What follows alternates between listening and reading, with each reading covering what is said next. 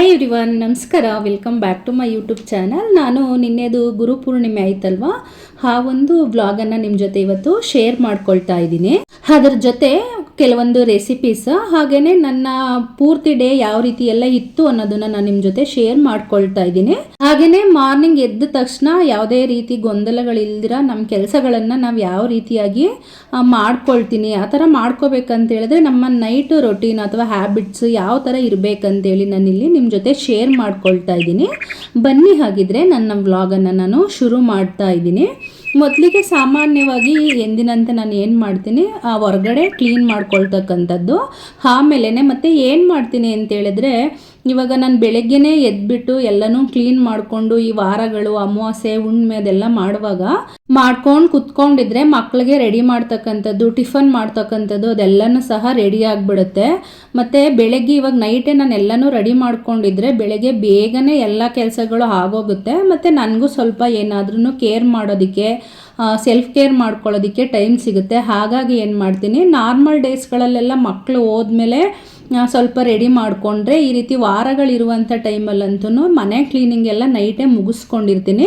Morning ಎದ್ದ ತಕ್ಷಣ just ಒಂದು ಟೈಮು ಕ್ಲೀನ್ ಮಾಡ್ಕೊಳ್ತೀನಿ ಅಷ್ಟೇ. ಅದರಿಂದ ಏನಾಗುತ್ತೆ, ನನಗೆ ಪೂರ್ತಿ ಫ್ರೀ ಆಗಿಬಿಡುತ್ತೆ ಅದನ್ನೆಲ್ಲ ಯಾವುದೇ ಕೆಲಸಗಳನ್ನು ಬೇಗ ಬೇಗ ಮಾಡ್ಕೊಳ್ಳೋದಕ್ಕೆ. ಮತ್ತು ಎದ್ದೇಳುವಾಗಲೂ ಅಷ್ಟೇ ಸ್ವಲ್ಪ ಬೇಗನೆ ಎದ್ಬಿಡ್ತೀನಿ. ಹಾಗಾಗಿ ಯಾವುದೇ ರೀತಿಯಾದಂಥ ತೊಂದರೆಗಳು ಇರೋದಿಲ್ಲ. ಈ ಗುರು ಪೂರ್ಣಿಮೆ ಅಥವಾ ವ್ಯಾಸ ಪೂರ್ಣಿಮಾ ಅಂತಲೂ ಸಹ ಕರೀತಾರೆ, ಹಾಗೆ ವ್ಯಾಸ ಜಯಂತಿ ಅಂತಲೂ ಸಹ ಕರೀತಾರೆ. ಗುರುಗಳಿಗೆ ಕೃತಜ್ಞತೆಯನ್ನು ಸಲ್ಲಿಸೋದಕ್ಕೋಸ್ಕರನೇ ಈ ಒಂದು ಪೂರ್ಣಿಮೆಯನ್ನು ಹಬ್ಬವನ್ನಾಗಿ ಮಾಡ್ತಕ್ಕಂಥದ್ದು. ಇವಾಗ ಯಾವುದೇ ರೀತಿಯಾದಂತಹ ಗ್ರಹ ಬಲಗಳು ಚೆನ್ನಾಗಿಲ್ಲ ಅಂತ ಹೇಳಿದ್ರು ಗುರುಬಲ ಹೊಂದಿದ್ರೇ ಸಾಕು, ಯಾವುದೇ ಒಂದು ಕೆಲಸದಲ್ಲಿ ನಾವೇನು ಮಾಡ್ಬೋದು, ಯಶಸ್ಸನ್ನು ಸಾಧಿಸಬಹುದು ಅಂತೇಳಿ ಏನು ಮಾಡ್ತಕ್ಕಂಥದ್ದು, ಗುರುವಿಗೆ ಕೃತಜ್ಞತೆಯನ್ನು ಸಲ್ಲಿಸ್ತಕ್ಕಂಥದ್ದು. ಹಾಗಾಗಿ ಗುರು ಪೂರ್ಣಿಮೆಯನ್ನು ಆಚರಣೆ ಮಾಡ್ತಕ್ಕಂಥದ್ದು.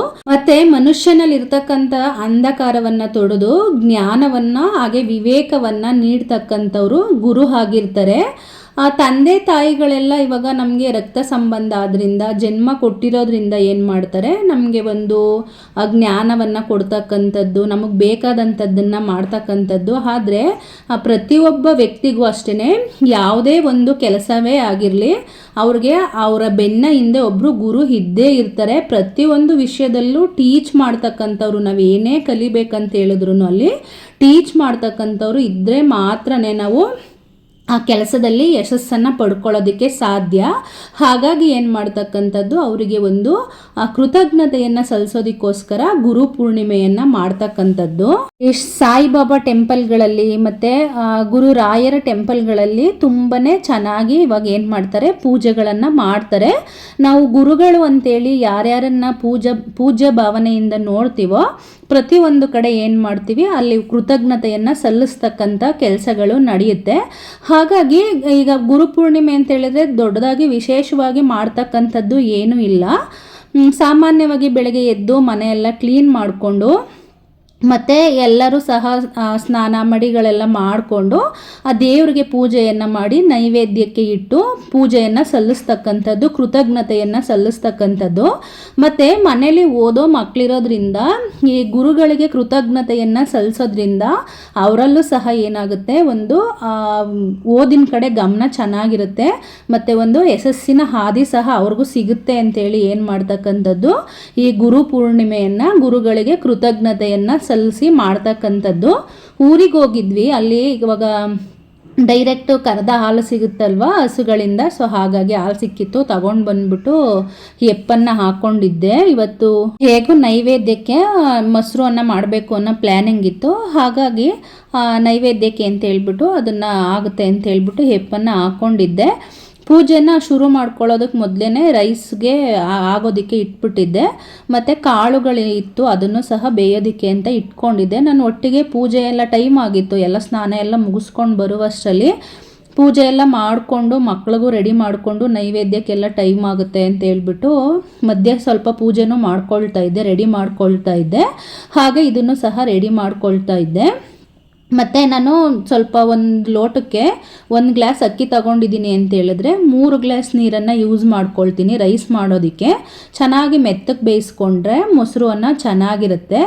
ಹಾಗೆಯೇ ಮೊಸರನ್ನ ಡೈರೆಕ್ಟ್ ಬೇಕಂದ್ರೂ ಹಾಕೋಬೋದು, ಸ್ವಲ್ಪ ಅದನ್ನು ಮಜ್ಜಿಗೆ ಥರ ಮಾಡಿಬಿಟ್ಟು ಬೇಕಾದ್ರೂ ಹಾಕೋಬೋದು. ಇಲ್ಲಿ ಒಗ್ಗರಣೆ ಅಥವಾ ಈರುಳ್ಳಿ ಏನೂ ಸಹ ಸೇರಿಸ್ಕೊಳ್ತಾ ಇಲ್ಲ, ನೈವೇದ್ಯಕ್ಕೆ ಇಡ್ತಾ ಇರೋದ್ರಿಂದ. ಬೇಕಂತ ಹೇಳಿದ್ರೆ ಆಮೇಲೆ ಸೇರಿಸ್ಕೋಬೋದು. ಸಾಮಾನ್ಯವಾಗಿ ಅಮಾವಾಸ್ಯೆ ಮತ್ತು ಹುಣ್ಮೆಗಳಲ್ಲಿ ಈರುಳ್ಳಿ ಅದೆಲ್ಲ ತಿನ್ನಲ್ಲ ಅಲ್ವಾ, ಹಾಗಾಗಿ ಅದನ್ನೇನು ನಾನು ಸೇರಿಸ್ಕೊಳ್ತಾ ಇಲ್ಲ ನೈವೇದ್ಯಕ್ಕೆ ಇಡ್ತಾ ಇರೋದ್ರಿಂದ. ನೈವೇದ್ಯಕ್ಕೆ ಇಡುವಾಗ ಈರುಳ್ಳಿ ಎಲ್ಲ ಮಿಕ್ಸ್ ಮಾಡಿದ್ರೆ ಒಂಥರ ಸ್ಮೆಲ್ ಬರುತ್ತೆ ಅಂತೇಳಿ ನಾನು ಇಡೋದಕ್ಕೆ ಹೋಗೋದಿಲ್ಲ.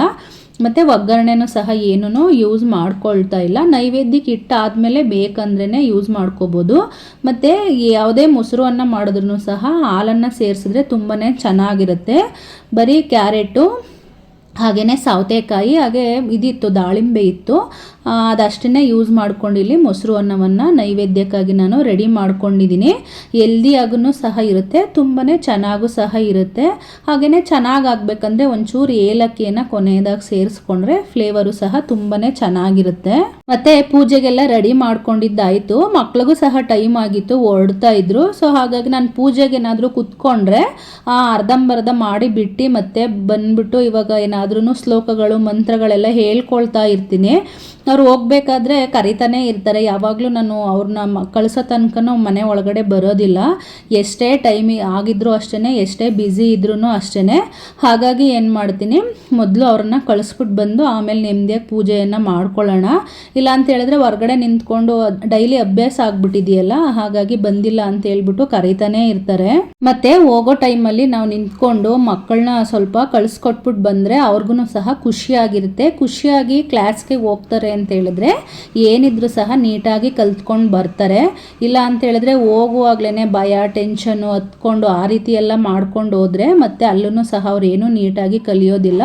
ಸೊ ಹಾಗಾಗಿ ಏನು ಮಾಡ್ತಕ್ಕಂಥದ್ದು, ಖುಷಿಯಾಗಿ ಹೋಗ್ಲಿ ಅಂತ ಹೇಳ್ಬಿಟ್ಟು ಅವ್ರನ್ನ ಕಳ್ಸಾದ್ಮೇಲೆ ನಂದು ಏನೇ ವರ್ಕ್ ಇದ್ರೂ ಸಹ ನಾನು ಮಾಡ್ಕೊಳ್ತೀನಿ. ಮತ್ತು ಅದೆಲ್ಲ ಮುಗಿಸ್ಕೊಂಡು ಬಂದು ಪೂಜೆ ಎಲ್ಲನೂ ಸಹ ಮುಗಿಸ್ಕೊಂಡೆ. ಪೂಜೆ ಮುಗಿಸ್ಕೊಂಡು ನಾನು ಸಹ ಬ್ರೇಕ್ಫಾಸ್ಟನ್ನು ತಿಂದ್ಬಿಟ್ಟು ಅದಾದ ನಂತರ ವಾಕಿಂಗ್ ಹೋಗಬೇಕಿತ್ತು. ಸೊ ಹಾಗಾಗಿ ಬೇಗ ಬೇಗ ತಿಂದ್ಬಿಟ್ಟು ಮನೆಯೂ ಸಹ ಕ್ಲೀನ್ ಮಾಡಿಬಿಡೋಣ ಅಂತ ಹೇಳ್ಬಿಟ್ಟು, ಜಾಸ್ತಿ ಏನೂ ಇರಲ್ಲ, ಆಲ್ರೆಡಿ ಕ್ಲೀನ್ ಇತ್ತಲ್ಲ, ಪಾತ್ರೆಗಳಷ್ಟೇ, ಅಡುಗೆ ಮಾಡಿದ ಪಾತ್ರೆಗಳು, ತಿನ್ನ ಪಾತ್ರೆಗಳಷ್ಟೇ ಇತ್ತು. ಹಾಗೆ ಹೋಗ್ತಾ ರೋಡಲ್ಲಿ ನಾನು ವಾಕಿಂಗ್ ಮಾಡಬೇಕಾದ್ರೆ ಟೆಂಪಲ್ ಸಹ ಇರುತ್ತೆ, ಅಲ್ಲಿಂದನೇ ಹೊರಗಡೆಯಿಂದನೇ ಒಂದು ನಮಸ್ಕಾರ ಸಹ ಮಾಡಿಕೊಂಡು ವಾಕಿಂಗ್ ಎಲ್ಲ ಮುಗಿಸ್ಕೊಂಡು ಬಂದೆ. ವಾಕಿಂಗ್ ಮಾಡೋದನ್ನ ಕೆಲವೊಂದು ವಿಡಿಯೋಗಳಲ್ಲಿ ಶೇರ್ ಮಾಡ್ಕೊಂಡಿರ್ತೀನಿ, ಕೆಲವೊಂದು ವಿಡಿಯೋಗಳಲ್ಲಿ ಶೇರ್ ಮಾಡ್ಕೊಳ್ಳೋದಕ್ಕಾಗಿರೋದಿಲ್ಲ. ಬಟ್ ಡೈಲಿ ನಾನು 1 hour ಅಂತೂ ವಾಕಿಂಗನ್ನು ಕಂಪ್ಲೀಟ್ ಮಾಡ್ಕೊಂಡಿರ್ತೀನಿ. ವಾಕಿಂಗಲ್ಲಿ ಒಂದು 6K ಸ್ಟೆಪ್ಸ್ ಅಷ್ಟು ನಾನು ಕಂಪ್ಲೀಟನ್ನು ಮಾಡ್ಕೊಂಡಿರ್ತೀನಿ.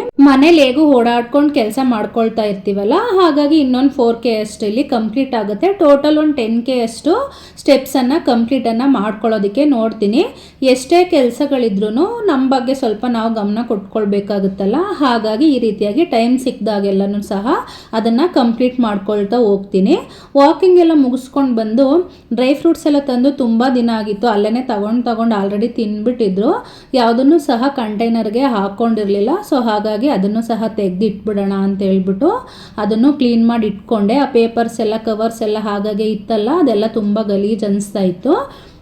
ಅದೆಲ್ಲ ಮುಗಿಸ್ಕೊಂಡು ಮತ್ತೆ ನಾನು ಈವ್ನಿಂಗಿಂದ ನನ್ನ ವ್ಲಾಗನ್ನು ಇಲ್ಲಿ ಶುರು ಮಾಡಿದ್ದೀನಿ. ಮಕ್ಕಳೆಲ್ಲ ಸ್ಕೂಲಿಂದ ಬಂದ ತಕ್ಷಣ ಹೇಗೂ ಇವಾಗ ಸ್ವಲ್ಪ ಚಳಿಗಾಲ ಇರೋದ್ರಿಂದ ತುಂಬ ಹಶ್ವ ಆಗ್ತಾ ಇರುತ್ತಲ್ವ, ಏನಾದರೂ ಕೇಳ್ತಾರೆ ಊಟಕ್ಕೆ ಅಂತನೋ ಅಥವಾ ಸ್ನ್ಯಾಕ್ಸ್ಗೆ ಅಂತನೋ ಏನಾದರೂ ಸಹ ಕೇಳ್ತಾರೆ. ಹಾಗಾಗಿ ಅವ್ರಿಗೂ ಸ್ವಲ್ಪ ಹಾಲನ್ನು ರೆಡಿ ಮಾಡಿ ಕೊಟ್ಬಿಟ್ಟು, ನಾನು ಕಾಫಿ ಕುಡಿಬೇಕಂತ ಅನಿಸ್ತಾ ಇತ್ತು, ಚಳಿ ಇತ್ತಲ್ವ, ಹಾಗಾಗಿ ಅವ್ರಿಗೂ ಸಹ ಹಾಲನ್ನು, ಚಳಿ ಇರೋದ್ರಿಂದ ಸ್ವಲ್ಪ ಶುಂಠಿ ಹಾಗೆಯೇ ಸ್ವಲ್ಪ ಪೆಪ್ಪರು ಮತ್ತು ಅರಿಶಿನ ಇದಿಷ್ಟನ್ನು ಹಾಕ್ಕೊಂಡು ಸ್ವಲ್ಪ ಬೆಲ್ಲವನ್ನು ಯೂಸ್ ಮಾಡಿಕೊಂಡು ನಾನು ಅವ್ರಿಗೆ ಹಾಲನ್ನು ಕೊಡ್ತೀನಿ. ಇದಿಷ್ಟನ್ನು ರೆಡಿ ಮಾಡಿ ಅವ್ರಿಗೆ ಕೊಟ್ಬಿಟ್ಟು ಮತ್ತು ಅವರು ಓದೋದಕ್ಕೆ ಒಂದು ಸ್ವಲ್ಪ ಟೈಮ್ 1 hour ಅಷ್ಟು ಟಿವಿಯನ್ನು ನೋಡ್ತಾರೆ. ಬಂದ ತಕ್ಷಣವೇ ಓದೋದಕ್ಕೆಲ್ಲನೂ ಸಹ ಹೇಳೋದಿಲ್ಲ, 1 hour ರೆಸ್ಟ್ ಮಾಡ್ತಾರೆ. ಸ್ವಲ್ಪ ಹೊತ್ತು ಟಿವಿ ನೋಡೋ ಅಂಥದ್ದು ಅಥವಾ ಏನಾದರೂ ತಿಂತಕ್ಕಂಥದ್ದು ಅದೆಲ್ಲನೂ ಮಾಡಿ ಆಟ ಆಡ್ತಕ್ಕಂಥದ್ದೆಲ್ಲ ಮಾಡ್ತಾರೆ. ಆಮೇಲೆ 1 hour ಬಿಟ್ಟು ಏನು ಮಾಡ್ತಾರೆ, ಓದೋದಕ್ಕೆ ಕುತ್ಕೊಳ್ತಾರೆ. ಆವಾಗ 1-2 hour ನಾನು ಅಡುಗೆ ಎಲ್ಲ ರೆಡಿ ಮಾಡುವಷ್ಟರಲ್ಲಿ ಓದ್ಕೊಳ್ತಾ ಇರ್ತಾರೆ. ಅಷ್ಟರಲ್ಲಿ ನಾನು ಸಹ ನನ್ನ ಅಡುಗೆ ಕೆಲಸಗಳೇನಾದರೂ ಮುಗಿಸ್ಕೊಳ್ತೀನಿ. ಈಗ ದೊಡ್ಡವನಿಗೆ ಸ್ವಲ್ಪ ಗೊತ್ತಾಗುತ್ತಲ್ವಾ, ಹಾಗಾಗಿ ಇಬ್ಬರು ಸಹ ಫ್ರೆಂಡ್ಸ್ ಥರ ಓದ್ಕೊಳ್ತಾರೆ. ಮತ್ತು ಚಿಕ್ಕವನಿಗೆ ಏನಾಗುತ್ತೆ ಅಂದರೆ ನಾನು ಹೇಳ್ಕೊಡೋದಕ್ಕಿಂತ ದೊಡ್ಡವನು ಹೇಳ್ಕೊಟ್ರೆ ಇಷ್ಟ ಆಗ್ತಾ ಇರುತ್ತೆ. ಅವನ ಜೊತೆ ಆದರೆ ಫೈಟ್ ಮಾಡಿಕೊಂಡು ಆವಾಜ್ ಹಾಕ್ಕೊಂಡೆಲ್ಲ ಹೇಳಿಸ್ಕೊಬೋದಲ್ಲ, ಹಾಗಾಗಿ ನಾನು ಹೇಳ್ಕೊಡೋದಕ್ಕಿಂತ ತುಂಬ ಅವನು ಹೇಳ್ಕೊಟ್ರೆ ಇಷ್ಟಪಡ್ತಾನೆ. ಹಾಗಾಗಿ ಸ್ವಲ್ಪ ಅಬ್ಸರ್ವ್ ಮಾಡ್ತಾ ಇರೋದು ಅವರಿಬ್ಬರನ್ನೇ ಓದ್ಕೊಳ್ಳೋದಕ್ಕೆ ಬಿಡ್ತಕ್ಕಂಥದ್ದು. ನಾನು ಸಂಜೆಗೆ ಬ್ರೊಕೋಲಿ ಮತ್ತು ಕಾಲಿಫ್ಲವರ್ ಇತ್ತು, ಅದನ್ನು ಯೂಸ್ ಮಾಡಿಕೊಂಡು ಒಂದು ಫ್ರೈ ಮಾಡ್ಕೊಳ್ಳೋಣ ಅಂತ ಅಂದ್ಕೊಂಡೆ, ಪೆಪ್ಪರ್ ಫ್ರೈನ. ಹಾಗೆಯೇ ನನ್ನ ನಾಟಿ ಸ್ಟೈಲಲ್ಲಿ ಅಂದರೆ ಹಳ್ಳಿ ಕಡೆ ಯಾವ ರೀತಿಯಾಗಿ ಒಂದು ಅರ್ಜೆಂಟ್ಗೆ ಒಂದು ಟೈಮ್ಗೆ ಆಗುವಷ್ಟು ಟೊಮೊಟೊ ಸಾಂಬಾರನ್ನ ಯಾವ ರೀತಿಯಾಗಿ ಮಾಡ್ಕೊಳ್ತಾರೆ, ಏನು ತರಕಾರಿಗಳೆಲ್ಲ ಇಲ್ದಿರೋ ಟೈಮಲ್ಲಿ ಅನ್ನೋದನ್ನು ಇವಾಗ ನಿಮ್ಮ ಜೊತೆ ಶೇರ್ ಮಾಡ್ಕೊಳ್ತೀನಿ. ಮೊದಲಿಗೆ ಇಲ್ಲಿ ಬ್ರೊಕೋಲಿ ಮತ್ತು ಕಾಲಿಫ್ಲವರ್ನ ಸ್ಟೀಮ್ ಮಾಡೋದಕ್ಕೆ ಇಟ್ಬಿಡ್ತೀನಿ. ಅದು ಸ್ಟೀಮ್ ಮಾಡುವಷ್ಟರಲ್ಲಿ ನಾವು ಪೆಪ್ಪರ್ ಫ್ರೈಗೆ ಮಸಾಲೆ ಬೇಕಲ್ವ, ಅದನ್ನು ರೆಡಿ ಮಾಡ್ಕೊಳ್ಳೋಣ. ಬಾಣಲಿಯನ್ನು ಕಾಯೋದಕ್ಕೆ ಇಟ್ಬಿಟ್ಟು ಸ್ವಲ್ಪ ಬೆಚ್ಚಗಾದ್ಮೇಲೆ ಇಲ್ಲಿ ಒಂದು 4 ಟೇಬಲ್ ಸ್ಪೂನಷ್ಟು ಜೀರಿಗೆಯನ್ನು ಸೇರಿಸ್ಕೊಳ್ತಾ ಇದ್ದೀನಿ. ಅದೇ ಪ್ರಮಾಣದಲ್ಲಿ ಮೆಣಸನ್ನು ಸಹ ಸೇರಿಸ್ಕೊಳ್ತಾ ಇದ್ದೀನಿ. ಅಂದರೆ ಇವಾಗ ಅರ್ಜೆಂಟಿಗೆ ಬೇಕಂತ ಹೇಳಿದ್ರೆ ಒಂದೊಂದು ಸ್ಪೂನೇ ಸೇರಿಸ್ಕೊಂಡು ಮಾಡ್ಕೋಬೋದು. ಇಲ್ಲ ಈ ಥರ ಒಂದು ರೋಸ್ಟನ್ನು ಮಾಡಿ ಇಟ್ಕೊಂಡಿದ್ರೆ, ಪೌಡ್ರನ್ನು ಮಾಡಿ ನಾವು ಯಾವಾಗ ತರಕಾರಿ ಫ್ರೈ ಮಾಡ್ಕೋಬೇಕಂತ ಅನಿಸುತ್ತೋ ಆವಾಗ ಈ ಮಿಕ್ಸ್ಚರನ್ನು ಸೇರಿಸ್ಕೊಂಡ್ರೆ ಟೇಸ್ಟ್ ತುಂಬಾ ಚೆನ್ನಾಗಿರುತ್ತೆ. ಹಾಗಾಗಿ ಏನು ಮಾಡ್ತೀನಿ, ಈ ರೀತಿ ಪೌಡರ್ನ ಮಾಡಿ ನಾನು ಸ್ವಲ್ಪ ಸ್ಟೋರ್ ಮಾಡ್ಕೊಳ್ತೀನಿ. ಹಾಗೆ 4 ಸ್ಪೂನಷ್ಟು ಸೋಂಫನ್ನು ಹಾಕ್ಕೊಂಡು ಒಂದು ಫ್ಲೇವರ್ ಬರೋ ತನಕ ಹುರಿದ್ಬಿಟ್ಟು ಅದನ್ನು ತಣ್ಣಗಾಗೋದಕ್ಕೆ ಬಿಟ್ಟಿದ್ದೀನಿ. ಮತ್ತು ಟೊಮೊಟೊ ಕೂಡ ಸ್ವಲ್ಪ ಉಪ್ಪನ್ನು ಸೇರಿಸ್ಬಿಟ್ಟು ನೆನೆಸಿ ಇಟ್ಕೊಂಡಿದ್ದೆ. ಇವಾಗ ತರಕಾರಿ ಎಲ್ಲ ಕಟ್ ಮಾಡಿಕೊಂಡು ನಾನು ಮತ್ತು ಸಾಂಬಾರನ್ನು ನಾನು ಯಾವ ರೀತಿಯಾಗಿ ಮಾಡ್ತೀನಿ ಅನ್ನೋದನ್ನು ನಿಮ್ಮ ಜೊತೆ ಶೇರ್ ಮಾಡ್ಕೊಳ್ತೀನಿ. ತರಕಾರಿ ಎಲ್ಲ ಕಟ್ ಮಾಡಿ ರೆಡಿ ಮಾಡ್ಕೊಂಡಿದ್ದಾಯಿತು. ಬಾಣಲಿಯನ್ನು ಕಾಯೋದಕ್ಕೆ ಇಟ್ಬಿಟ್ಟು ಒಂದು 4 ಟೇಬಲ್ ಸ್ಪೂನ್ ಅಷ್ಟು ಆಯಿಲನ್ನು ಹಾಕೊಳ್ತಾ ಇದ್ದೀನಿ. ಇಲ್ಲೂ ಚೆನ್ನಾಗಿ ಕಾದ್ಮೇಲೆ ಸಾಸಿವೆ ಮತ್ತು ಜೀರಿಗೆಯನ್ನು ಹಾಕ್ಕೊಂಡಿದ್ದೀನಿ. ಅದು ಚಿಟಪಟ ಅಂತ ಸೌಂಡ್ ಬಂದಮೇಲೆ ಈರುಳ್ಳಿ ಹಾಗೆ ಜಜ್ಜಿ ಇಟ್ಕೊಂಡಿದ್ದಂತಹ ಬೆಳ್ಳುಳ್ಳಿಯನ್ನು ಸೇರಿಸ್ಕೊಳ್ತಾ ಇದ್ದೀನಿ. ಬೆಳ್ಳುಳ್ಳಿಯನ್ನು ಜಜ್ಜಿಬಿಟ್ಟು ಸೇರಿಸಿದ್ರೆ ಫ್ಲೇವರ್ ತುಂಬಾ ಚೆನ್ನಾಗಿರುತ್ತೆ. ಹಾಗೆಯೇ ಕರಿಬೇವಿನ ಸೊಪ್ಪನ್ನು ಅದ್ರ ಜೊತೆ ಸೇರಿಸ್ಕೊಳ್ತಾ ಇದ್ದೀನಿ. 1-2 ರೆಡ್ ಚಿಲ್ಲಿ ಹಾಗೆ ಗ್ರೀನ್ ಚಿಲ್ಲಿ ಎರಡೂ ಸಹ ಇಲ್ಲಿ ಸೇರಿಸ್ಕೊಂಡಿದ್ದೀನಿ. ಈ ರೀತಿ ಬ್ರೌನ್ಗೆ ಬರೋ ತನಕ ಸ್ವಲ್ಪ ಬೇಯಿಸ್ಕೋಬೇಕು, ಹುರ್ಕೋಬೇಕು. ಅದಾದಮೇಲೆ ಹೆಚ್ಚಿ ಇಟ್ಕೊಂಡಿದ್ದಂತಹ ಟೊಮೊಟೊವನ್ನು ಸೇರಿಸ್ಕೋಬೇಕು. ಒಂದು 3/4 kg ಟೊಮೊಟೊವನ್ನು ಸೇರಿಸ್ಕೊಂಡಿದ್ದೀನಿ. ಯಾವುದೇ ರೀತಿಯಾದಂಥ ಬೇಳೆ ಏನೂ ಯೂಸ್ ಮಾಡೋದಿಲ್ಲ ಅಲ್ವಾ, ಹಾಗಾಗಿ ಸ್ವಲ್ಪ ಟೊಮೊಟೊವನ್ನೇ ಜಾಸ್ತಿ ಸೇರಿಸ್ಕೋಬೇಕಾಗುತ್ತೆ. ಎಲ್ಲನೂ ಚೆನ್ನಾಗಿ ಒಗ್ಗರಣೆಯಲ್ಲಿ ಹೊಂದ್ಕೊಳ್ಳೋ ಥರ ಮಿಕ್ಸ್ ಮಾಡಿಬಿಟ್ಟು ಅದನ್ನು ಲಿಡ್ ಕ್ಲೋಸ್ ಮಾಡಿಬಿಟ್ಟು ಒಂದು 10 ನಿಮಿಷ ಬೇಯಿಸ್ಕೋಬೇಕು. ಅಷ್ಟರಲ್ಲಿ ಪೆಪ್ಪರ್ ಫ್ರೈಗೆ ಮಸಾಲೆಯನ್ನು ಹುರಿದಿಟ್ಕೊಂಡಿದ್ದೆ ಅಲ್ವಾ, ಮೆಣಸು ಅದನ್ನು ಸಹ ಏನು ಮಾಡ್ತಾ ಇದ್ದೀನಿ, ಇಲ್ಲಿ ಪೌಡರನ್ನಾಗಿ ಮಾಡ್ಕೊಳ್ತಾ ಇದ್ದೀನಿ. ಅದು ಬೇಯುವಷ್ಟರಲ್ಲಿ ಇದು ಸಹ ರೆಡಿ ಆಗುತ್ತೆ. ಮೊದಲೇ ನಾನು ತರಕಾರಿಗಳನ್ನೆಲ್ಲ ಬೇಯಿಸ್ಕೊಂಡಿದ್ದೀನಿ. ಹಾಗಾಗಿ ಇದೆಲ್ಲ ರೆಡಿ ಮಾಡ್ಕೊಂಡ್ಬಿಟ್ರೆ ಮತ್ತೆ ನನಗೆ ಡೈರೆಕ್ಟು ರೈಸನ್ನು ಮಾಡಿಕೊಂಡು ಹಾಗೆಯೇ ಪೆಪ್ಪರ್ ಫ್ರೈಯನ್ನು ಮಾಡ್ಕೊಳ್ಳೋದಕ್ಕೂ ಸಹ ಸರಿಯಾಗುತ್ತೆ ಅಂತ ಹೇಳ್ಬಿಟ್ಟು ಇದನ್ನು ರೆಡಿ ಮಾಡ್ಕೊಳ್ತಾ ಇದ್ದೀನಿ. ಹಾಗೆ ಇದಕ್ಕೆ ಶುಂಠಿ ಬೆಳ್ಳುಳ್ಳಿ ಪೇಸ್ಟ್ ಸಹ ಬೇಕಾಗುತ್ತೆ.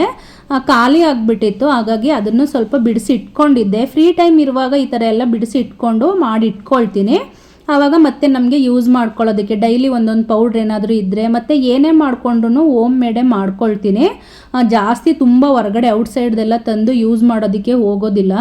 ಶುಂಠಿ ಬೆಳ್ಳುಳ್ಳಿಯನ್ನು ಸಮ ಪ್ರಮಾಣದಲ್ಲಿ ತಗೊಂಡು ಸ್ವಲ್ಪ ಆಯಿಲು ಹಾಗೆ ಸ್ವಲ್ಪ ಅರಿಶಿನ ಸೇರಿಸ್ಕೊಂಡು ಪೇಸ್ಟ್ ಮಾಡಿಕೊಂಡ್ರೆ ನಮಗೆ ಶುಂಠಿ ಬೆಳ್ಳುಳ್ಳಿ ಪೇಸ್ಟ್ ರೆಡಿ ಆಗುತ್ತೆ. ಹಾಗೆಯೇ ಟೊಮೊಟೊ ಕೂಡ ಬೇಯೋಕ್ಕೆ ಇಟ್ಟಿದ್ದೆ ಅಲ್ವಾ, ಅದನ್ನು ಈ ಥರ ಮಧ್ಯ ಮಧ್ಯೆ ಸ್ವಲ್ಪ ಚೆಕ್ ಮಾಡಿಕೊಂಡು ಸ್ಮ್ಯಾಶ್ ಮಾಡ್ಕೊಳ್ತಾ ಇರಬೇಕು. ತುಂಬ ಚೆನ್ನಾಗಿ ಬೆಂದರೆ ಸಾಂಬಾರು ತುಂಬ ಚೆನ್ನಾಗಿರುತ್ತೆ. ಹಾಗಾಗಿ ಸ್ವಲ್ಪ ಚೆಕ್ ಮಾಡ್ಕೊಳ್ತಾ ಇರಬೇಕು, ಇಲ್ಲಾಂದರೆ ತಳ ಸಿಹಿ ಅಂತ ಚಾನ್ಸಸ್ ಎಲ್ಲ ಇರುತ್ತೆ. ಸೊ ಈ ರೀತಿಯಾಗಿ ನಾನು ತುಂಬ ಚೆನ್ನಾಗಿ ಬೇಯಿಸ್ಕೊಂಡಾದ್ಮೇಲೆ ಇವಾಗ ಇದಕ್ಕೆ 1-2 ಸ್ಪೂನಷ್ಟು ಸಾಂಬಾರು ಪೌಡ್ರನ್ನು ಸೇರಿಸ್ಕೊಳ್ತಾ ಇದ್ದೀನಿ. ಸಾಮಾನ್ಯವಾಗಿ ಅಚ್ಚ ಖಾರದ ಪುಡಿ ಮತ್ತು ಧನಿಯಾ ಅಷ್ಟನ್ನೇ ಯೂಸ್ ಮಾಡ್ಕೊಂಡು ಟೊಮೊಟೊ ಸಾಂಬಾರನ್ನು ಮಾಡ್ಕೊಳ್ತಾರೆ. ಬಟ್ ಇದು ಸಾಂಬಾರು ಪೌಡ್ರನ್ನು ಸೇರಿಸ್ಕೊಂಡು ಮಾಡ್ಕೊಳ್ಳೋದ್ರಿಂದ ಬೇರೆ ಥರದೊಂದು ಟೇಸ್ಟನ್ನು ಕೊಡುತ್ತೆ. ಹಾಗೆಯೇ ತುಂಬಾ ಚೆನ್ನಾಗಿರುತ್ತೆ. ಸಾಂಬಾರು ಪೌಡ್ರನ್ನು ಸೇರಿಸಿ ಒಗ್ಗರಣೆಯಲ್ಲಿ ಸ್ವಲ್ಪ ಹೊತ್ತು ಹುರ್ಕೊಂಡಾದ್ಮೇಲೆ ಒಂದು ಸ್ವಲ್ಪ ನೀರನ್ನು ಸೇರಿಸ್ಕೊಂಡು ಅದನ್ನು ಕುದಿಯೋದಕ್ಕೆ ಬಿಡ್ತೀನಿ. ನಾನು ನೆಕ್ಸ್ಟು ಹುಣಸೆ ಹಣ್ಣನ್ನು ಕಲಸಿದ ನೀರನ್ನು ಸಹ ಹಾಕ್ಕೊಳ್ತೀನಿ. ಅದೆಲ್ಲ ಅಡ್ಜಸ್ಟ್ ಆದಮೇಲೆ ಬೇಕಿದ್ದರೆ ಎಷ್ಟು ನೀರು ಬೇಕಿರುತ್ತೋ ಅಷ್ಟನ್ನು ಸೇರಿಸ್ಕೋಬೋದು. ಹಾಗಾಗಿ ಫಸ್ಟೇ ನಾನು ಅದನ್ನು ಸೇರಿಸ್ಕೊಳ್ತಾ ಇಲ್ಲ. ಈಗ ಮೊದಲೇ ಸ್ವಲ್ಪ ಹುಣಸೆ ಹಣ್ಣನ್ನು ನೆನೆಸಿಟ್ಕೊಂಡಿದ್ದೆ, ಅದ್ರ ನೀರನ್ನು ಸಹ ಸೇರಿಸ್ಕೊಂಡಿದ್ದೀನಿ. ಒಂದು ಚೂರು ಬೆಲ್ಲ ಹಾಗೆ ಸ್ವಲ್ಪ ಹಿಂಗು ಹಾಗೆ ಒಂಚೂರು ಅರಿಶಿನ ಪುಡಿ, ಸ್ವಲ್ಪ ಕಾಯಿ ತುರಿಯನ್ನು ಸೇರಿಸ್ಕೊಳ್ತೀನಿ. ಹಾಗೆಯೇ ಸ್ವಲ್ಪ ಕೊನೆಯದಾಗಿ ಕೊತ್ತಂಬರಿ ಸೊಪ್ಪನ್ನು ಸೇರಿಸ್ಕೊಂಡು ರುಚಿಗೆ ತಕ್ಕಷ್ಟು ಉಪ್ಪನ್ನು ಸೇರಿಸ್ಬಿಟ್ಟು ಚೆನ್ನಾಗಿ ಕುದಿಸ್ಕೊಂಡ್ರೆ, ಅಂದರೆ ಈ ಸಾಂಬಾರು ಪೌಡ್ರ್ ಸ್ಮೆಲ್ ಹೋಗ್ಬೇಕಲ್ವ, ಅದು ಸ್ಮೆಲ್ ಹೋಗೋ ತನಕ ಚೆನ್ನಾಗಿ ಕುದಿಸ್ಕೊಂಡ್ರೆ ನಮಗೆ ಸಾಂಬಾರು ರೆಡಿ ಆಗಿಬಿಡುತ್ತೆ. ಈ ಒಂದು ಟೈಮಲ್ಲಿ ನಮಗೆ ಸ್ವಲ್ಪ ಗಟ್ಟಿಗೆ ಬೇಕಂತ ಅನಿಸುತ್ತಾ ಗಟ್ಟಿಯಾಗಿ ರೆಡಿ ಮಾಡ್ಕೊಳ್ಬೇಕು, ಇಲ್ಲ ಸ್ವಲ್ಪ ತೆಳುಗೆ ಬೇಕಂತ ಅನಿಸುತ್ತಾ ತೆಳುವಾಗಿ ಮಾಡ್ಕೋಬೇಕು. ಕೆಲವ್ರಿಗೆ ಸಾಂಬಾರನ್ನು ನೀರು ಥರ ತಿಂದರೆ ಇಷ್ಟ ಆಗುತ್ತೆ, ಕೆಲವ್ರಿಗೆ ಗಟ್ಟಿಯಾಗಿ ತಿನ್ನೋದಕ್ಕೆ ಇಷ್ಟ ಆಗುತ್ತೆ. ನಿಮಗೆ ಯಾವ ರೀತಿ ಇಷ್ಟ ಆಗುತ್ತೋ ಆ ರೀತಿಯಾಗಿ ಮಾಡ್ಕೊಳ್ಬೋದು. ನಾನು ಒಂದು ಹದಕ್ಕೆ ಮಾಡ್ಕೊಂಡಿದ್ದೀನಿ, ತುಂಬ ಗಟ್ಟಿನೂ ಮಾಡ್ಕೊಂಡಿಲ್ಲ, ತುಂಬ ತೆಳುವಾಗೂ ಮಾಡ್ಕೊಂಡಿಲ್ಲ. ಸಮ್ಟೈಮ್ಸ್ ಏನಾದರೂ ಗಟ್ಟಿ ಕಾಳುಗಳೇನಾದರೂ ಹಾಕಿದ್ದೀವಿ ಅಂತ ಹೇಳಿದ್ರೆ ಅದು ತುಂಬ ಮಂದ ಅಂತ ಅನಿಸಿದ್ರೆ ಅದಕ್ಕೆ ಮಾತ್ರನೇ ಸ್ವಲ್ಪ ನೀರನ್ನು ಜಾಸ್ತಿ ಸೇರಿಸ್ಕೊಳ್ತೀನಿ. ಕುದಿಯೋಕೆ ಬಿಟ್ಟರೆ ಇವಾಗ ನಮಗೆ ಸಾಂಬಾರು ರೆಡಿ ಆಗುತ್ತೆ. ಅದು ರೆಡಿ ಆಗುವಷ್ಟರಲ್ಲಿ ಪೆಪ್ಪರ್ ಫ್ರೈ ಕೂಡ ರೆಡಿ ಮಾಡ್ಕೊಳ್ತೀನಿ. 1ರಿಂದ 2 ಟೇಬಲ್ ಸ್ಪೂನ್ ಅಷ್ಟು ಆಯಿಲ್ ಹಾಕ್ಕೊಂಡಿದ್ದೀನಿ. ಇದು ನಾನ್ ಸ್ಟಿಕ್ ಆಗಿರೋದ್ರಿಂದ ಸ್ವಲ್ಪ ಆಯಿಲ್ ತಗೊಂಡ್ರು ಸಾಕಾಗುತ್ತೆ. ಒಂಚೂರು ಸೋಂಪು ಹಾಗೆ ಜೀರಿಗೆಯನ್ನು ಸೇರಿಸ್ಕೊಳ್ತಾ ಇದ್ದೀನಿ. ಅದೆರಡು ಸ್ವಲ್ಪ ಫ್ರೈ ಆದಮೇಲೆ ಬೆಳ್ಳುಳ್ಳಿಯನ್ನು ಸೇರಿಸ್ಕೊಳ್ತಾ ಇದ್ದೀನಿ. ಬೆಳ್ಳುಳ್ಳಿ ಒಂದು ಸ್ವಲ್ಪ ಫ್ರೈ ಆಗಬೇಕು. ಹಾಗೆ ಕರಿಬೇವು, ಒಂದು ಸ್ವಲ್ಪ ಗ್ರೀನ್ ಚಿಲ್ಲಿಯನ್ನು ಸೇರಿಸ್ಕೊಳ್ತಾ ಇದ್ದೀನಿ. ಖಾರಕ್ಕೆ ತಕ್ಕಷ್ಟು ಗ್ರೀನ್ ಚಿಲ್ಲಿಯನ್ನು ಸೇರಿಸ್ಕೋಬೇಕು. ಇದನ್ನು ಬಿಟ್ಟರೆ ನಾನು ಖಾರಕ್ಕೆ ಇನ್ನೇನು ಸೇರಿಸ್ಕೊಳ್ತಾ ಇಲ್ಲ. ಹಾಗಾಗಿ ಇದೊಂಚೂರು ಫ್ರೈ ಆದಮೇಲೆ ಇವಾಗ ಹೆಚ್ಚಿ ಇಟ್ಕೊಂಡಿದ್ದಂಥ ಈರುಳ್ಳಿಯನ್ನು ಸಹ ಸೇರಿಸ್ಕೊಳ್ತಾ ಇದ್ದೀನಿ. ಹಾಗೆಯೇ ಒಂದು ಕಟ್ ಮಾಡಿ ಇಟ್ಕೊಂಡಿದ್ದಂಥ ಕ್ಯಾಪ್ಸಿಕಮನ್ನು ಸಹ ಇಲ್ಲಿ ನಾನು ಸೇರಿಸ್ಕೊಳ್ತಾ ಇದ್ದೀನಿ. ಎಲ್ಲನೂ ಸ್ವಲ್ಪ ಚೆನ್ನಾಗಿ ಫ್ರೈ ಮಾಡ್ಕೊಳ್ಬೇಕು. ಹಾಗೆ ಸ್ವಲ್ಪ ಕೊತ್ತಂಬರಿ ಸೊಪ್ಪನ್ನು ಕೊನೆಯದಾಗಿ ಸೇರಿಸ್ಕೊಂಡು ಒಂಚೂರು ಶುಂಠಿ ಬೆಳ್ಳುಳ್ಳಿ ಪೇಸ್ಟನ್ನು, ಫ್ಲೇವರ್ ತುಂಬ ಚೆನ್ನಾಗಿರುತ್ತೆ ಅಂತ ಸೇರಿಸ್ಕೊಳ್ತಾ ಇದ್ದೀನಿ. ಒಗ್ಗರಣೆಗೆ ಬೇಕಾದಷ್ಟು ಉಪ್ಪನ್ನು ಹಾಕ್ಕೊಂಡಿದ್ದೀನಿ ಅಷ್ಟೇ. ತರಕಾರಿಗೆ ಮತ್ತೆ ಸೇರಿಸ್ಕೊಳ್ತೀನಿ. ಇವಾಗ ನಾನು ಆಲ್ರೆಡಿ ಸ್ಟೀಮ್ ಮಾಡಿ ಇಟ್ಕೊಂಡಿದ್ದಂತಹ ಬ್ರೊಕೋಲಿ ಮತ್ತು ಕಾಲಿಫ್ಲವರನ್ನು ಸೇರಿಸ್ಕೊಳ್ತಾ ಇದ್ದೀನಿ. ಅದಕ್ಕೆ ಬೇಕಾದಷ್ಟು ಉಪ್ಪು, ಹಾಗೆ ಆಲ್ರೆಡಿ ಪೌಡರ್ ಮಾಡಿ ಇಟ್ಕೊಂಡಿದ್ವಲ್ಲ ಮಸಾಲೆ ಪೌಡರ್, ಅದನ್ನು ಸಹ ಸೇರಿಸ್ಕೊಳ್ತಾ ಇದ್ದೀನಿ. ಎಲ್ಲವನ್ನು ಮಿಕ್ಸ್ ಮಾಡಿಬಿಟ್ಟು ಚೆನ್ನಾಗಿ ಒಂದೊಳ್ಳೆ ಫ್ರೈ ಮಾಡಿಕೊಂಡ್ರೆ ನಮಗೆ ಪೆಪ್ಪರ್ ಫ್ರೈ ಕೂಡ ರೆಡಿ ಆಗಿಬಿಡುತ್ತೆ. ಸಾಮಾನ್ಯವಾಗಿ ಒಂದೇ ಥರದ ಫ್ರೈಯನ್ನು ಮಾಡ್ಕೊಳ್ತಾ ಇರ್ತೀವಲ್ವ, ಆವಾಗ ಈ ಥರದ್ದೆಲ್ಲ ಯೂಸ್ ಮಾಡಿಕೊಂಡ್ರೆ ಟೇಸ್ಟಿಯಾಗಿ ತಿಂತಾರೆ. ಟೇಸ್ಟಿಯಾಗಿರುತ್ತಲ್ವ, ಹಾಗಾಗಿ ತುಂಬ ಇಷ್ಟಪಟ್ಟು ತಿಂತಾರೆ. ಸೊ ಎಲ್ಲ ಕೂಡ ರೆಡಿ ಆಯಿತು. ಟೈಮ್ ಕೂಡ ಆಗಿತ್ತು. ನಮ್ಮ ಮನೇಲಿ ಸುಮಾರು 7:30 ಅಷ್ಟರಲ್ಲೆಲ್ಲ ಊಟ ಆಗಿಬಿಡುತ್ತೆ. ಹಾಗಾಗಿ ಬಂದ ತಕ್ಷಣ ಮಕ್ಕಳೇನಾದರೂ ಊಟ ಮಾಡಿದರೆ ಸ್ವಲ್ಪ ಬೇಗ ಊಟ ಕೇಳಲ್ಲ. ಇನ್ ಕೇಸ್ ಬಂದ ತಕ್ಷಣ ಮಾಡಿಲ್ಲ ಅಂತ ಹೇಳಿದ್ರೆ ಅಭ್ಯಾಸ ಆಗಿಬಿಟ್ಟಿದೆಯಲ್ಲ, ಹಾಗಾಗಿ ಬೇಗನೆ ಊಟ ಕೇಳ್ತಾರೆ. ಸರಿ, ಊಟಕ್ಕೆ ಇಟ್ಬಿಟ್ಟು ಮತ್ತೆ ನಾನು ಎಲ್ಲನೂ ಕ್ಲೀನ್ ಮಾಡಬೇಕಿತ್ತಲ್ವ, ಟೈಮ್ ಆಗಿಬಿಡುತ್ತೆ ಅಂತ ಹೇಳ್ಬಿಟ್ಟು ಎಲ್ಲನೂ ರೆಡಿ ಮಾಡಿಕೊಂಡು ಊಟಕ್ಕೂ ಸಹ ಕೊಟ್ಟಿದ್ದಾಯಿತು. ಸಾಮಾನ್ಯವಾಗಿ ನೈಟ್ ಟೈಮ್ ತಿನ್ನುವಂಥ ಟೈಮಲ್ಲಿ ಬೆಳಗ್ಗೆ ಮತ್ತು ಮಧ್ಯಾಹ್ನ ಮಕ್ಕಳೆಲ್ಲ ಜೊತೇಲಿ ಇರಲ್ಲ ಅಲ್ವಾ, ಹಾಗಾಗಿ ಮಧ್ಯಾಹ್ನ ಟೈಮ್ ತಿನ್ನುವಾಗ ಸ್ವಲ್ಪ ಆದಷ್ಟು ಜೊತೆಲೇ ತಿಂತೀವಿ. ಇವತ್ತು ಸಂತೋಷ್ ಅವ್ರು ಇರಲಿಲ್ಲ ನೈಟ್ಗೆ, ಸ್ವಲ್ಪ ಲೇಟ್ ಆಗುತ್ತೆ ಬರೋದು ಅಂತ ಹೇಳ್ಬಿಟ್ಟು ಏನಾದರೂ ಊಟ ಮಾಡೋದಿದ್ರೆ ಮಕ್ಕಳೆಲ್ಲ ಹಚ್ಕೊಂಡಿರ್ತಾರಲ್ಲ, ಸೊ ಹಾಗಾಗಿ ನೀವು ಊಟ ಮುಗಿಸ್ಕೊಳ್ಳಿ, ನಾನು ಬಂದಮೇಲೆ ತಿಂತೀನಿ ಅಂತ ಹೇಳಿದರು. ಹಾಗಾಗಿ ನಾವು ಅಷ್ಟೇ ಊಟ ಮಾಡಿದ್ವಿ, ಮತ್ತು ಅವ್ರು ಬಂದಮೇಲೆ ಊಟ ಮಾಡಿದ್ರು. ಸೊ ಈ ರೀತಿ ಆಗ್ಬಿಟ್ಟಿತ್ತು ಅಡುಗೆ ಮನೆಯಲ್ಲಿ. ಆಲ್ರೆಡಿ ಸ್ವಲ್ಪ ತೊಳೆದಿಕ್ಕಿದ್ದೆ ಪಾತ್ರೆಗಳನ್ನೆಲ್ಲ, ಮತ್ತು ಜಾಸ್ತಿ ಆಗಿಬಿಟ್ಟಿತ್ತು. ಹಾಗಾಗಿ ತೊಳೆದಿಕ್ಕಿರೋ ಅಂಥ ಪಾತ್ರೆಗಳನ್ನೆಲ್ಲ ಫಸ್ಟು ತೆಗೆದುಬಿಡೋಣ, ಆಮೇಲೆ ಆ ಪಾತ್ರೆಗಳನ್ನೆಲ್ಲ ತೊಳೆದು ಕ್ಲೀನ್ ಮಾಡ್ಕೊಳ್ಳೋಣ ಅಂತೇಳ್ಬಿಟ್ಟು ಎಲ್ಲವನ್ನು ತೆಗೆದಿಡ್ತಾ ಇದ್ದೆ. ಈ ವೆಜ್ ರೆಸಿಪೀಸಲ್ಲಿ ತುಂಬ ಬೇಜಾರಾಗ್ತಕ್ಕಂಥದ್ದು ಜಾಸ್ತಿ ತರಕಾರಿಗಳನ್ನು ಕಟ್ ಮಾಡಬೇಕು ಅಂತೇಳಿ, ಮತ್ತು ಇನ್ನೊಂದು ಜಾಸ್ತಿ ಪಾತ್ರೆಗಳು ತೊಳಿಬೇಕಂತೇಳಿ. ಸಾಮಾನ್ಯವಾಗಿ ಎಲ್ದಿ ಊಟ ಮಾಡಲೇಬೇಕಂತಿರುವಾಗ ಇದೆಲ್ಲ ಸ್ವಲ್ಪ ಅಡ್ಜಸ್ಟ್ ಮಾಡ್ಕೊಳ್ಳೇಬೇಕು, ಏನೂ ಮಾಡೋಕ್ಕಾಗೋದಿಲ್ಲ. ಅಂದರೆ ಎಲ್ದಿಯಾಗಿ ತಿಂದಿದ್ದೀವಿ ಅನ್ನೋದೊಂದು ಇರುತ್ತಲ್ವ, ಆವಾಗ ಒಂದು ಸ್ವಲ್ಪ ಖುಷಿ ಅನಿಸುತ್ತೆ ಅಷ್ಟೇ. ಏನೇನೋ ಸಿಕ್ಕಿದ್ದೆಲ್ಲ ತಿನ್ನೋದ್ರ ಬದಲು, ಮತ್ತೇನೋ ಪ್ರಾಬ್ಲಮ್ ಆಯಿತು ಅನ್ನೋದ್ರ ಬದಲು ಎಲ್ದಿಯಾಗಿ ತಿಂದಿದ್ದೀವಿ ಅನಿಸುತ್ತಲ್ಲ ಆವಾಗ. ಮತ್ತು ಎಷ್ಟೇ ಟೈಮ್ ಆದರೂ ಪರವಾಗಿಲ್ಲ, ನೈಟೇನೆ ನನಗೆ ಆಲ್ಮೋಸ್ಟ್ ಎಷ್ಟು ಕೆಲಸಗಳ ಮಾಡೋದಕ್ಕೆ ಸಾಧ್ಯ ಆಗುತ್ತೋ ಅಷ್ಟು ಕೆಲಸಗಳನ್ನ ಮುಗಿಸ್ಬಿಟ್ಟೆ ಮಲ್ಕೊಂಡು ಬಿಡ್ತೀನಿ. ಇಲ್ಲ ಅಂತ ಹೇಳಿದ್ರೆ ಬೆಳಗ್ಗೆ ಎದ್ದ ತಕ್ಷಣ ಇದೆಲ್ಲನೂ ಕ್ಲೀನ್ ಮಾಡ್ಕೊಂಡು ಕುತ್ಕೊಂಡ್ರೆ ನಮಗೆ ಆದಂಥ ಸೆಲ್ಫ್ ಕೇರ್ಗೆ ಅಂತ ಹೇಳ್ಬಿಟ್ಟು ಯಾವುದೇ ಒಂದು ಟೈಮ್ಗಳಿರಲ್ಲ. ಮತ್ತು ಎದ್ದ ತಕ್ಷಣವೇ ಹರಿಬರಿ ಅಂತಿರುತ್ತೆ, ತುಂಬ ಟೆನ್ಷನ್ ಅನಿಸ್ತಾ ಇರುತ್ತೆ. ಹಾಗಾಗಿ ಏನು ಮಾಡ್ತೀನಿ, ಯಾವ ಕೆಲಸಗಳನ್ನೂ ಸಹ ನಾನು ಇಟ್ಕೊಳ್ಳೋದಕ್ಕೆ ಹೋಗೋದಿಲ್ಲ. ಮತ್ತು ಬೇರೆ ಯಾವುದೇ ಕೆಲಸಗಳ ಇದ್ರೂ ಪರವಾಗಿಲ್ಲ, ಎದ್ದು ಬಂದ ತಕ್ಷಣವೇ ಟಿಫನ್ ಮಾಡಿಕೊಡ್ಬೇಕಿರುತ್ತೆ, ಅಡುಗೆಗಳು ಮಾಡಬೇಕಿರುತ್ತೆ, ಅಡುಗೆ ಮನೆಗೆ ಬರಬೇಕಿರುತ್ತಲ್ವ. ಹಾಗಾಗಿ ಏನು ಮಾಡ್ತೀನಿ, ಈ ಕೆಲಸಗಳನ್ನು ಮಾತ್ರ ಯಾವುದನ್ನು ಸಹ ಇಟ್ಕೊಳ್ಳೋದಿಲ್ಲ. ಸೊ ಹಾಗಾಗಿ ಎಲ್ಲವನ್ನು ಕ್ಲೀನ್ ಮಾಡಿಬಿಟ್ಟೇ ಮಲ್ಕೊಳ್ತಕ್ಕಂಥದ್ದು. ಈ ರೀತಿ ಮಾಡ್ಕೊಳ್ಳೋದ್ರಿಂದ ಇವಾಗ ಬೆಳಗ್ಗೆ ಎದ್ದ ತಕ್ಷಣ ಯಾವುದೇ ರೀತಿ ಟೆನ್ಷನ್ ಇಲ್ದಿರ ಕುತ್ಕೊಂಡು ಒಂದು 10 ನಿಮಿಷ ನೀರು ಕುಡಿಬೇಕು ಅಂತ ಅಂದ್ಕೊಂಡಿರ್ತೀವಿ. ಇದೇ ಕೆಲಸನ ಒಂದು 2 ಅವರ್ ಮಾಡ್ತಾ ನಿಂತ್ಕೊಂಡ್ರೆ ಮತ್ತೆ ಅದಕ್ಕೆ ಟೈಮ್ ಸಾಕಾಗೋದಿಲ್ಲ. ಮತ್ತು ಆ ಟೈಮಿಗೆ ಕುಡಿಬೇಕು ಇರುತ್ತಲ್ವ ನೀರು, ಅದೆಲ್ಲ ಸ್ಕಿಪ್ ಆಗೋಕ್ಕೆ ಸ್ಟಾರ್ಟ್ ಆಗುತ್ತೆ. ಮತ್ತು ಯಾವ ಟೈಮಿಂಗ್ಸ್ಗೆ ಏನು ಮಾಡಬೇಕಂತ ಅಂದ್ಕೊಂಡಿರ್ತೀವಿ ಅದು ಯಾವುದೇ ಕೆಲಸಗಳನ್ನ ಸಹ ಟೈಮಿಂಗ್ಸ್ ಪ್ರಕಾರ ಏನು ಮಾಡೋದಕ್ಕಾಗಲ್ಲ, ನಾವು ಮಾಡ್ಕೊಳ್ಳೋದಕ್ಕಾಗೋದಿಲ್ಲ ಈ ಕೆಲಸಗಳನ್ನೆಲ್ಲ ಉಳಿಸ್ಕೊಬಿಟ್ರೆ. ಹಾಗಾಗಿ ಏನು ಮಾಡ್ತೀನಿ, ಯಾವುದೇ ಕೆಲಸಗಳನ್ನು ಸಹ ಉಳಿಸ್ಕೊಳ್ಳೋದಕ್ಕೆ ಹೋಗೋದಿಲ್ಲ. ನಾವು ಆ ರೀತಿ ಕೆಲಸಗಳನ್ನು ಉಳಿಸ್ಕೊಬಿಟ್ರೆ ಮತ್ತೆ ನಾಳೆ ಎದ್ದು ನಮಗೆ ಏನು ಕೇರ್ ಮಾಡಬೇಕಿರುತ್ತೋ ಅದೆಲ್ಲ ಮತ್ತೆ ಏನಾಗುತ್ತೆ ಅದೆಲ್ಲ ಚೇಂಜಸ್ ಶುರು ಆಗಿಬಿಡುತ್ತೆ. ಹಾಗಾಗಿ ಅಡುಗೆ ಮನೆ ಕ್ಲೀನ್ ಆಯಿತು. ಕ್ಲೀನ್ ಆದರೆ ನನ್ನ ಕೆಲಸ ಮುಗೀತು. ಹಾಗೆ ಸ್ವಲ್ಪ ಹೊತ್ತು ಹೇಗೂ ಊಟ ಮಾಡಿದ್ವಲ್ಲ ಅಂಥೇಳಿ ಎಷ್ಟು ಚೆನ್ನಾಗಿತ್ತು, ತಂಪಾಗಿತ್ತು. ಆ ಚಂದ್ರನ ಒಂದು ತಂಪಲ್ಲಿ ಹೊರಗಡೆ ವಾಕಿಂಗ್ ಮಾಡ್ಕೊಂಡು ಬಂದಿದ್ದಾಯಿತು. ಸೊ ಇದಾಗಿತ್ತು ಇವತ್ತಿನ ನನ್ನ ಒಂದು ವಿಡಿಯೋ. ಎಲ್ಲರಿಗೂ ಇಷ್ಟ ಆಗಿದೆ ಅಂತ ಅಂದ್ಕೊಳ್ತೀನಿ. ಯಾರೆಲ್ಲ ಸಬ್ಸ್ಕ್ರೈಬ್ ಮಾಡ್ದಿರಾ ನೋಡ್ತಾ ಇದ್ದೀರಾ, ದಯವಿಟ್ಟು ಸಬ್ಸ್ಕ್ರೈಬ್ ಮಾಡಿ. ನಿಮ್ಮ ದಿನ ಕೂಡ ಚೆನ್ನಾಗಿರಲಿ. Thank you.